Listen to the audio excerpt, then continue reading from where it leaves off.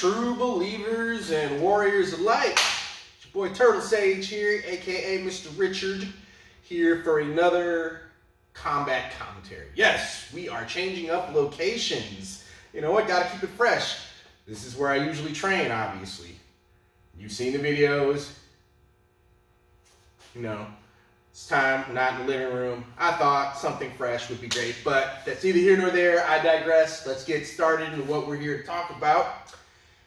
In today's episode of Combat Commentary, we are talking about prioritizing your skill sets. Now, in martial arts, if we've already addressed that what makes complete fighter, you can use every part of your body to, defend yourself. Hands, feet, grappling, what have you. You can use weapons, knives, sticks, swords, chained weapons, other little improvised weaponry, guns, right? Now, that said, this comes right out of the 48 Laws of Power. You've got to prioritize what you are good at. And this is honestly why a lot of different fighting styles exist. Now, fighting styles themselves, essentially, it's kind of an illusion that we have as human beings. We got to separate ourselves by gender, national origin, skin color, what have you, borders. Oh, this person lives on the river, this person lives in the mountains, this person lives where it's hot, this person lives where it's cold, this person eats spicy food, and then some people are wrong and they don't season their chicken. Anyway, at the end of the day, we are all human. Baseline human, 2 hands, 2 feet, 2 eyes, 2 ears, 1 mouth, and many of you you should speak and you should listen, looking at me. Anyway, this is what kind of unites us. Homo sapiens sapien. And with that said, you can learn any fighting style you want, but you've got to prioritize, and within that fighting style, you've got to prioritize what you get. No one gets everything unless you get that rare breed who is not only naturally talented, but works their ass off. These are your Donnie Yens, your Michael Jai Whites, your my ninjutsu teacher. There's nothing he can't do as far as I've seen. The man can do everything, but then he spent most of his life in and out of dojos. So of course, yeah, if you've got that kind of time on your hands, dedicate to the craft, eventually you will get everything. That's the math on that. Like, it's like 1 in 5,000 people gets black belt. 1 in 10,000 gets 2nd degree black belt, and it's like to reach the level of like what they would call grandmaster, meaning you have knowledge of all skills and you're the head of the particular style of whatever martial art that you do. That's called a grandmaster. You get that skill level like your Grandmaster Feng Zichang, my own teacher, Grandmaster Johnny Lee. You're head of the style and you have knowledge in everything. That takes a lifetime of study. But for those of you who are either journeymen or rookies, how should you prioritize? Well, in my case, I would say that it also has a lot to do with what are you attempting to do. Now, when you saw my last commentary on law enforcement, like if you're doing law enforcement, obviously you should worry about more of your hands, your grappling skills, your skills with certain melee weapons like the baton and gunplay, obviously. So, that said, you already know what you gotta do. Oh, and knife fighting, right? Okay, there's that. But what if you are you have no particular profession that calls for a certain skill set in the martial arts? You just want to know what you should concentrate on to build your foundation. Well, in my case, when I first started out, like when I was learning from Grandmaster Lee, learning Mahjong Longhorn, it was all about the legs. That's where I built my foundation. So you guys have seen me kick, even for a guy with choke-a-bear thighs like me, I got tree trunks for legs, I can still switch and kick, right? Exactly. And so, but even then with that, I wouldn't say I was just like this natural kicker to the degree of like Hwoarang from Tekken or Hitmonlee from Pokemon. It took me 5 years in total to get a full middle splits. And it took me about 3.5 years to perform a 540. So this was grinding. And that built my foundation. Now, because I work in law enforcement, I am concentrating on my hands and my grappling and my skills with weapons. I specifically stick fighting, and you guys see the blade videos or whatever. That's always been a natural gift for me. Knife fighting and gunplay, right? Those are my, and internal force. And why do I say internal force? Well, I'm turning 38 in about 2 weeks. So it would behoove me to not try and fight like a young man anymore. I have to be more mature about what I do because I am closer to 40 than I am 20, etc., right? So if you are just starting out in the martial arts, let's say you're a kid, for example. If you're, depending on what you do, if you do boxing, whatever. If you're a tall kid, concentrate on long range fighting, right?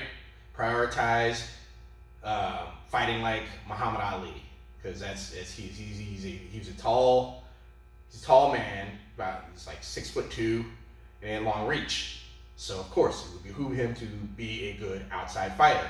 Roberto Duran, not so much. He's a short guy, and so it made more sense for him to fight on the inside and close distance and fight like this. Crowd your space, be able to fight, box in a phone booth, right?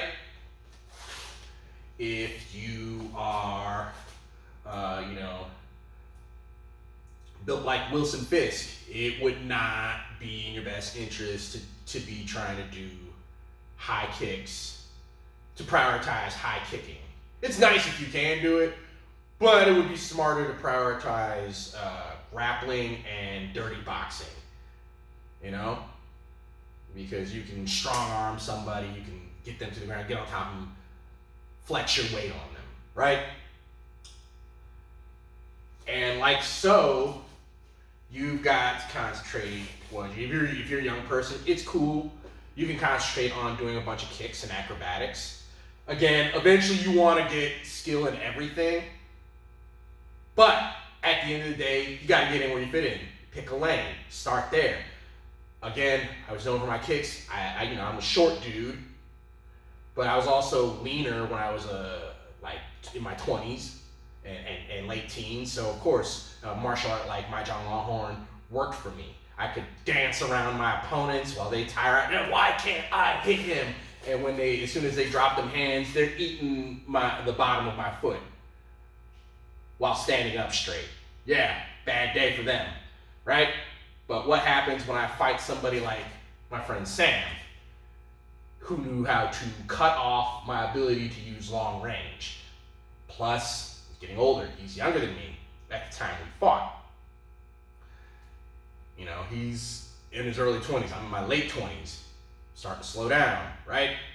So, I get better with my hands. I get better with internal force. Now I can disrupt his balance. So even if he wants to grapple me, he has to really get me on the ground to really be a threat to me, because he has more experience with grappling. Because he's not a high kicker, so he prioritized his boxing and his grappling, right? You've seen us fight each other. You've seen the old videos. I probably should post more, but we'll cross that bridge when we get to it. Either way, my friend Devin, he does Wing Chun. Not that flexible with those high kicks, but he doesn't need to be, because if he closes the distance, he's gonna hit you 5 times before you realize you've been hit once. He does Wing Chun. He prioritizes speed blitzing you, right? So again, Ultimately, though, I prioritize internal force, being able to get somebody to waste their energy because, again, I'm getting older. Even the best athlete will burn out. I want a martial art that keeps me from burning out. I fight for the long haul, bigger picture. And it also fits my personality. If you're not an aggressive person, I don't recommend you doing something like Muay Thai, right? But prioritize the skill sets that works for you. When you were trying to build your foundation, Mike Tyson, it would not pay for him to box like Muhammad Ali. It would be stupid.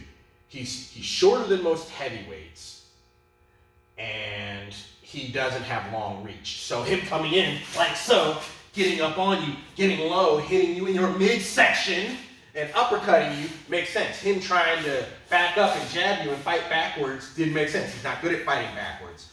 So Cus D'Amato and all of his boxing genius had him, oh, we're gonna learn to fight slow, and we're gonna learn to slip coming forward. Because you need to stay on your opponent. Because if the opponent gets away from you, it's going to be Sonny Liston all over again with that phantom punch, that phantom jab that's going to knock you out. And there you have it. So I suggest to you, if you've got to know yourself. I know it sounds cliche, but this is right out of The Art of War. Sun Tzu said, know yourself, know your environment, know your opponent. You fight 1,000 battles, you never be in danger once, right? So, all fighting styles are an expression of one's environment. So you also got to know your environment, right?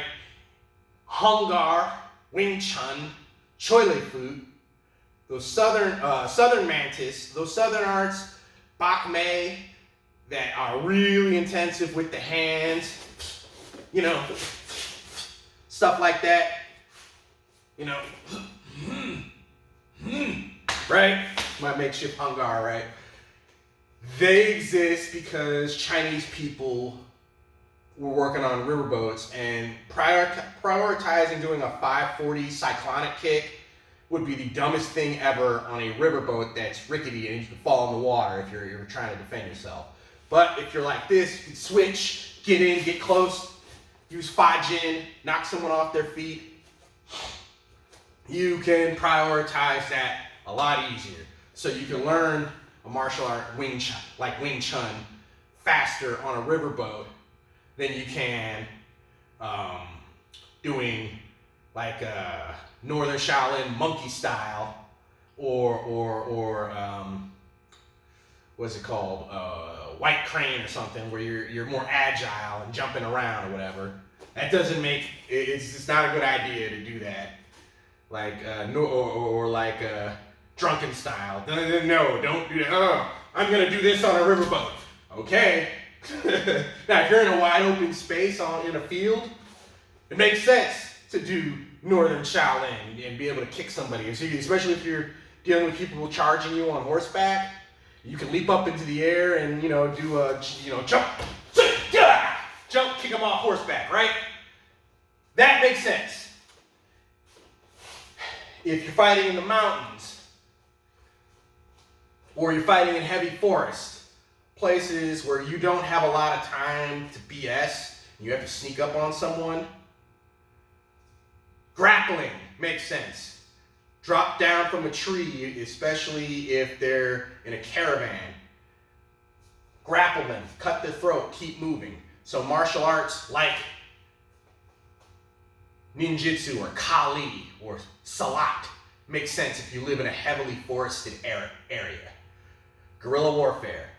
Use your every fighting style on earth is an expression of one's environment, and that's where you prioritize certain skills. You get good at stick fighting because you can't have swords.